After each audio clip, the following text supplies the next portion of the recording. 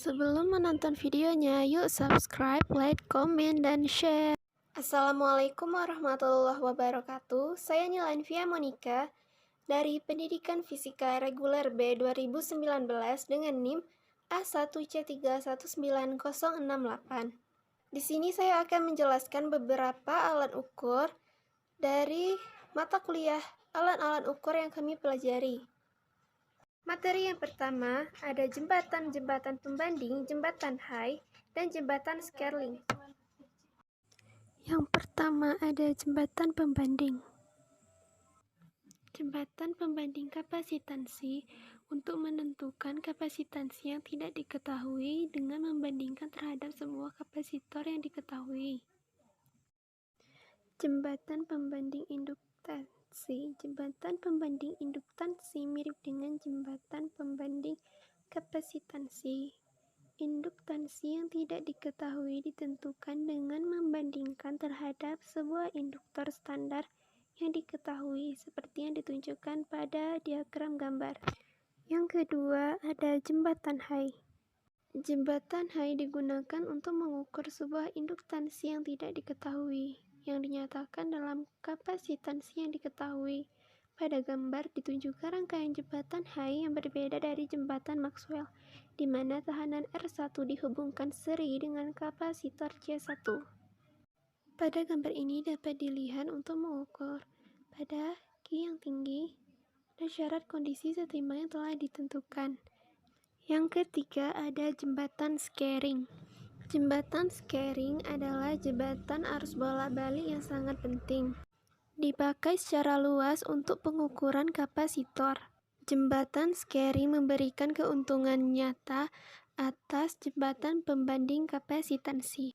Walaupun jembatan Skerring biasanya digunakan untuk mengukur kapasitansi, jembatan Skerring juga bermanfaat untuk mengukur isolasi, yakni fasa sudut-sudut yang mendekati 90 derajat. Lalu yang kedua ada jembatan Wien, alat penahan Wagner, dan jembatan impedansi universal. Yang keempat ada jembatan Wien. Jembatan Wien bukan hanya jembatan arus bolak-balik yang hanya digunakan untuk mengukur frekuensi, tetapi juga digunakan untuk berbagai rangkaian yang bermanfaat lainnya. Gambar ini adalah salah satu contoh osilator jembatan Wien. Osilator jembatan Wien adalah rangkaian penguat ditambah dua tahap RC yang memiliki stabilitas yang baik pada frekuensi resonan. Yang kelima ada alat pentahanan Wagner. Gambar di atas menunjukkan rangkaian dari sebuah jembatan kapasitansi di mana C1 dan C2 menyatakan kapasitansi kebocoran. Osilator dipindahkan dari sambungan tahanannya yang biasa dan dijembatani oleh satu kombinasi dari tahanan RW dan kapasitor CW. Titik pertemuan RW dan CW dinyatakan dan disebut sambungan Wagner. Prosedur pemulaan bagi jembatan adalah detektor dihubungkan ke titik 1 dan R1 diatur agar menghasilkan 0. Nah, sekelar itu dipindahkan ke posisi 2 yang menghubungkan detektor ke titik tanah Wagner. Tahanan RW diatur agar suaranya menjadi minimum. Tahanan R1 dan R3 diatur agar respon detektor minimal dan saklar dipindahkan lagi ke posisi 2. Sedikit pengaturan RW, R1, dan R3 sebelum mencapai 0 pada kedua posisi saklar. Jika 0 diperoleh, titik 1 dan 2 berada dalam potensial yang sama dan ini adalah potensial tanahnya. Kemudian, kapasitansi kebocoran C1 dan C2 secara efektif terhubung seingkat keluar dan tidak mempunyai efek terhadap kesetimbangan jembatan yang normal. Juga terdapat kapasitansi dari titik C dan ke D tanah. Yang keenam ada jembatan impedansi universal. Jembatan impedansi universal adalah jembatan laboratorium yang paling berniat dan terandalkan. Jembatan universal terdiri dari 4 rangkaian jembatan beserta saklar-saklar yang sesuai, detektor AC dan DC, generator AC dan DC, dan standar-standar impedansi. Yang ketujuh, ada alat ukur osiloskop. Osiloskop adalah alat ukur elektronika untuk mengukur tegangan. Osiloskop terbagi menjadi dua. Yang pertama ada osiloskop analog. Pada prinsipnya, osiloskop analog memiliki keunggulan seperti harga yang relatif murah dan sifatnya yang tepat waktu, dan pengaturannya yang mudah. Yang kedua, ada osiloskop digital yang memberikan kemampuan ekstensif, kemudahan tugas-tugas, akuisisi gelombang, dan pengukurannya. Yang kedelapan, ada GPS atau Global Position System.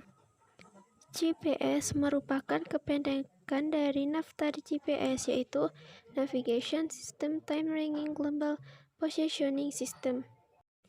GPS berguna untuk menentukan koordinat posisi objek berdasarkan olah data beberapa satelit diukur terhadap titik objek relatif yang sudah diketahui, sehingga dapat ditentukan besarnya altitude, longitude, dan ketinggian dari permukaan laut. 9. Ada alat ukur sound level meter. Sound level meter adalah alat ukur kebisingan. Sound level meter merupakan suatu perangkat alat uji untuk mengukur tingkat kebisingan suara atau noise pollution, di mana hal tersebut sangat diperlukan terutama untuk lingkungan industri. Seperti contoh, pada industri penerbangan di mana lingkungan sekitar harus diuji tingkat kebisingan suara atau tekanan suara yang ditimbulkannya untuk mengetahui pengaruhnya terhadap lingkungan sekitar. Untuk prinsip kerja dari sound level meter, yaitu apabila ada benda bergetar, maka akan menyebabkan perubahan tekanan udara yang dapat ditangkap oleh alat ini dan selanjutnya akan menggerakkan meter penuhnya. 10. Ada alat ukur lux meter. Alat ukur lux meter adalah alat yang digunakan untuk mengukur besarnya intensitas cahaya di suatu tempat. Besarnya intensitas cahaya ini perlu untuk diketahui karena pada dasarnya manusia juga memerlukan penerangan yang cukup. Untuk mengetahui besarnya intensitas cahaya ini, maka diperlukan sebuah sensor yang cukup peka dan linear terhadap cahaya. Semakin jauh jarak antara sumber cahaya ke sensor, maka akan semakin kecil nilai yang ditunjukkan oleh lux meter.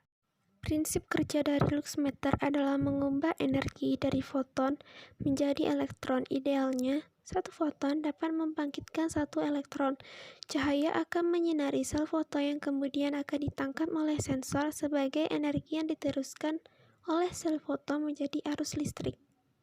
Yang ke-11 ada alat ukur anemometer. Anemometer adalah alat pengukur kecepatan angin yang banyak dipakai dalam bidang meteorologi dan geofisika atau stasiun perakiraan cuaca.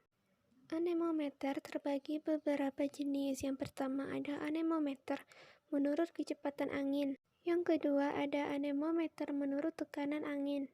Adapun prinsip kerja dari anemometer, yang pertama, angin mengadakan tekanan yang kuat pada bagian tekanan yang kuat pada baling-baling yang berbentuk cekung atau mangkuk. Kedua, bagian cekung akan berputar ke satu arah. Ketiga, poros yang berputar dihubungkan dengan dinamo kecil. Keempat, bila baling-baling berputar, maka terjadi arus listrik yang besarnya sebanding dengan kecepatan putaran. Yang terakhir, besarnya arus listrik dihubungkan dengan galvanometer yang telah ditetapkan dengan satuan kecepatan dalam knots, meter per sekon, kilometer per jam, dan Beaufort. Yang ke-12 ada alat ukur barometer. Barometer adalah alat yang dipakai untuk mengukur tekanan udara. Umumnya, barometer digunakan dalam peramalan cuaca, di mana tekanan udara yang tinggi menandakan cuaca yang bersahabat, sedangkan tekanan udara rendah menandakan kemungkinan badai. Prinsip kerja dari barometer adalah peningkatan tekanan udara akan berpengaruh pada kolom merkuri, menyebabkan ketinggian raksa di tuba sebelah kiri meningkat, di sebelah kanan menurun. Terdapat pemberat kecil yang mengapung di atas Merkuri yang mengikuti pergerakan turun naik Merkuri ini menyebabkan dorongan yang terhubung pada pointer, di mana akan mengidentifikasi kenaikan tekanan. Yang ke-13 ada psikrometer standar. Psikrometer adalah termometer air raksa dalam bejana kaca untuk mengukur suhu udara aktual yang terjadi. Satuan yang ditetapkan untuk pengukuran suhu udara adalah derajat Celcius, namun di beberapa bagian barat masih menggunakan derajat Kelvin atau Fahrenheit. Prinsip kerja dari psikrometer adalah dengan menggunakan dua termometer. Termometer pertama digunakan untuk mengukur suhu udara biasa, dan yang kedua digunakan untuk mengukur suhu udara jenuh atau lembab. Lalu yang ke-14 ada termohigrograf. Termohigrograf adalah alat yang terdiri dari gabungan antara alat pengukur suhu, termometer, dan pengukur kelembapan, higrometer. Prinsip kerja dari termohigrograf adalah perbedaan mulai logam putih dan logam hitam. Alat ini dipasang di dalam sangkar agar tidak terkena sinar matahari atau hujan dan angin secara langsung. Alat ini mempunyai sensor rambut yang dapat menggembang untuk mengetahui temperatur dengan mencatat secara otomatis. 15 alat ukur pengukuran curah hujan. Untuk alat ukur pengukuran curah hujan, ada beberapa alat, dan di sini saya menggunakan pengukuran curah hujan dengan menggunakan alat penakar hujan tipe Hellman. Alat ini merupakan penakar hujan otomatis dengan tipe sifon. Bila air terukur setinggi 10 mm, sifon bekerja mengeluarkan air dari tabung penampungnya dengan cepat. Kemudian siap mengukur lagi, dan kemudian seterusnya. Di dalam penampung terdapat pelampung yang dihubungkan dengan jarum pena penunjuk yang secara mekanis membuat garis pada kertas bias. Posisi dari tinggi air hujan yang tertampung. 16 ada evaporimeter. Penguapan atau evaporasi adalah proses perubahan molekul di mana di dalam keadaan cair, contohnya air, dengan spontan menjadi gas, contohnya yaitu uap air. Proses ini adalah kebalikan dari kondensasi. Pada gambar adalah alat ukur evaporimeter jenis panci terbuka. Adalah sebuah alat yang dirangkai sedemikian rupa sehingga dapat mencatat jumlah penguapan yang terjadi selama 24 jam. Evaporimeter termasuk jenis alat konvensional, yaitu alatnya harus dibaca pada saat-saat tertentu untuk memperoleh data. Alat ini tidak dapat mencatat sendiri. Evaporimeter merekam penguapan yang terjadi dengan cara membaca angka yang ditunjukkan sesuai tinggi permukaan air dalam panci. 17 ada alat ukur aktinograf. Aktinograf adalah alat untuk mengukur atau memperkirakan intensitas paparan atau intensitas kimia cahaya.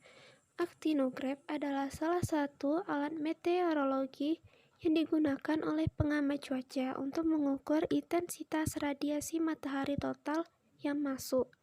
Aktinograf menggunakan dua buah logam bimetal sebagai sensornya. Dan yang terakhir ada alat ukur Campbell-Stokes. Campbell-Stokes adalah alat untuk mengukur lamanya matahari bersinar dengan satuan persen. Pengamatan dilakukan dari jam 8 sampai jam 4 selama 8 jam, sehingga penyinaran matahari dikatakan 100% bila matahari bersinar selama 8 jam.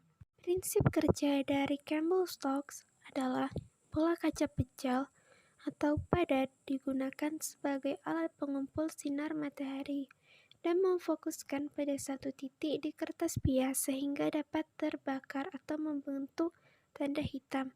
Bias dibuat dari kertas khusus dengan tebal 0,4 mm dan hanya akan terbakar pada intensitas radiasi matahari sama lebih 0,3 kalori per cm 2 menit atau 120 watt per meter kuadrat. Nah, itu tadi beberapa alat-alat ukur yang kami pelajari pada MK alat-alat ukur pada semester 2 ini. Thanks for watching. Jangan lupa di-share ya dan pantengin terus video-videonya.